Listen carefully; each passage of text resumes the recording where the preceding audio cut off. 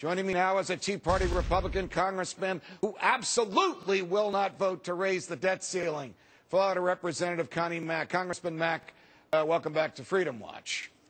Great to be with you, Judge. Is there any more of a sentiment amongst Republicans, whether it be establishment Republicans or small government constitutionalists, Tea Party-supported Republicans like you, that after the announcement this morning that the president's budget is going to add another $1.5 trillion to the deficit, after the $4 trillion he's already borrowed and spent, is there any more sentiment amongst your Republican colleagues in the House not to raise the debt ceiling when you have that vote in a few weeks? Well, that's a great question, Judge, and frankly, I don't know that I've heard from my colleagues about whether or not where they are on that issue. I'll say this, I can speak for myself. We should not raise the debt ceiling. I'd ask this question, Judge, why have a debt ceiling if the only thing you're going to do is when you approach it, you're going to raise it? Nobody's talking about actual cuts. The president talked about a freeze, but that's not a cut. It's almost laughable, the idea that we're going to freeze into place more and more spending, more and more government spending. We need real cuts, like I've said before. Davis-Bacon, we could repeal Davis-Bacon. Right. It'd save us $1 billion a year. There's other things we can do than talking about raising the debt ceiling. Well, we're about to speak to one of your colleagues, Michael Grimm, a Republican from New York, an Iraq War veteran and former FBI agent. He's going to tell us we should bring troops home faster, that we don't need 150,000 troops in Afghanistan, that the military shouldn't be involved in nation building. If an Iraq War veteran can say that, can Connie Mack and Tea Party Republicans say to this president, even the Defense Department budget needs serious cuts, that there are no sacred cows out there?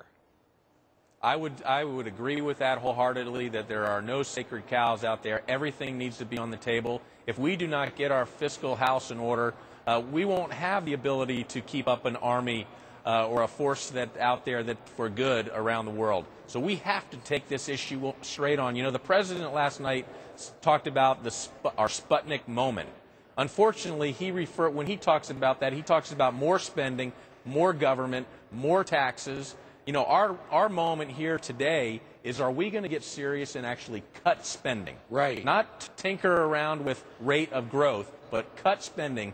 Get back to what the founding fathers have said that our country is about, and that is a limited government. We have expanded the role of government so much that we don't even, the lines are so blurred, we don't even know what it is that the federal government is supposed to be doing, because everybody has expanded that role so much. Right. Well, you're right, Congressman Mack, and many of the things he said last night are nowhere in the Constitution. He praised speed limits and child labor laws and investing in education and biomedical research, and he wants to quintuple the size of Amtrak, which loses nearly $2 billion a year. He just doesn't care what's in the Constitution. He speaks as if he were the head of a nanny state. But what did you think of his speech last night? I agree with you. I could not believe what I heard. What I heard, invest, that means spend. It's almost like the president didn't understand that the American people and our country, we are asking for a limited government to cut spending. He didn't get it. He looks at it back in that liberal mindset, the one that we need to spend more money, we need to tax more money, we need to grow the size of the government. I was very disappointed. You know, someone asked me earlier if there was anything in the speech that I could agree with or I could support. Yes, there are things, the platitudes that I could support, the idea of making the tax code more simple. Right. But unfortunately, when I hear the president say it, I don't believe that he means making it simple or making it less revenue. Right. He sees it as a way to generate more revenue. Last question, and switching gears. What will Plan B be in the House of Representatives for dismantling Obamacare? Let's say the Senate doesn't vote at all, or let's say the Senate vote does not have the same outcome as the House vote. What will the Republicans in the House do with Obamacare next?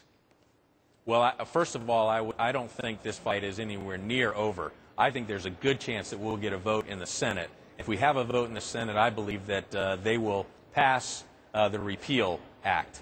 And then the president has a choice. But if that doesn't happen, we need to continue to push it. I would say we need to pass it again.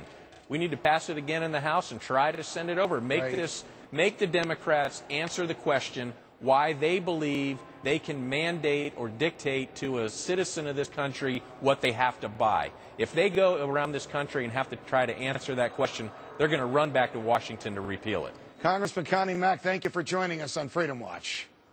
Thank you very much, Judge.